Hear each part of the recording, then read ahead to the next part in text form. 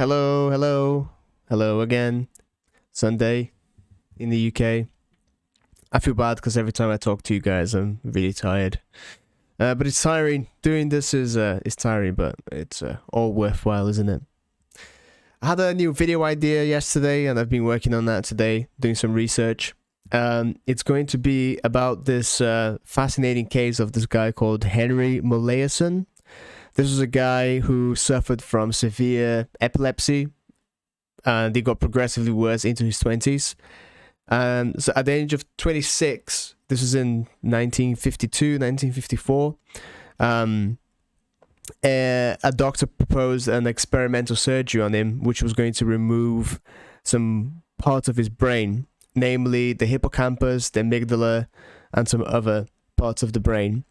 And crucially, this was done on both sides. So left hemisphere, right hemisphere, we actually have a hippocampus on both of those, for example. So that was all removed.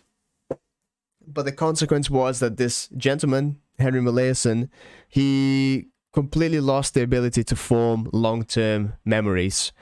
But his intelligence and his short-term memory was completely intact. So the researchers that were working with him, every time that they met, it was like he was meeting them for the first time. And not only that, he would speak to them, and over the course of a 15-minute conversation, he would tell them the same story 4 times, verbatim, and he wouldn't have the faintest idea that he was repeating himself. And a lot of research was done on him because he was obviously a very unique case because of how focused the parts of his brain removal were. So he made for a very clean subject to study, and they led to a lot of fascinating research and scientific breakthroughs into memory, learning. What's working memory, what is short-term memory, what is long-term memory, how do these processes translate into biology? How does that translate into how the brain actually operates? And we found fascinating things, like the hippocampus. Before then, we had no idea that was a big part of long-term memory formation. And so what I'm investigating is the implications that has had for learning. And, I'm interested in learning how we learn.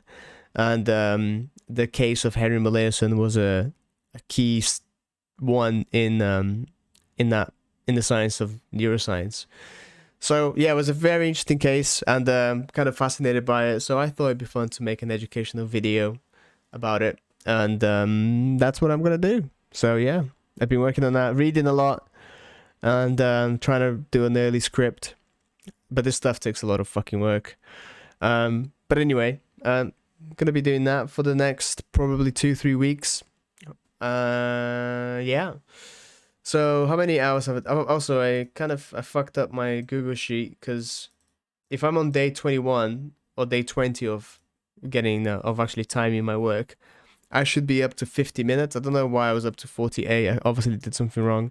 Anyway, I'm up to 50 minutes, and if we sum all the work that I've done, 13 hours, nearly 14 hours of work, not bad. And I did a calculation where I would do it another time, but if I follow this process and keep increasing by 1 minute each day, by the end of the year, I will have worked 1,200 and something hours, which the saddest thing is that is not a lot of time. If you think that it takes 10,000 hours to master a skill, 1,200 for a year of hard work, dedicated work, it's not a lot. Which is all the more incentive for you young people to start doing shit early.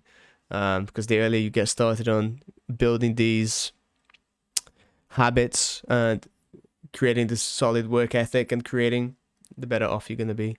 So don't leave it too late. But even if you are a bit older, do it.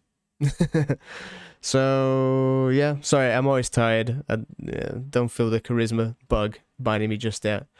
But I don't really care. So have a good night, and I'll see you tomorrow. Peace.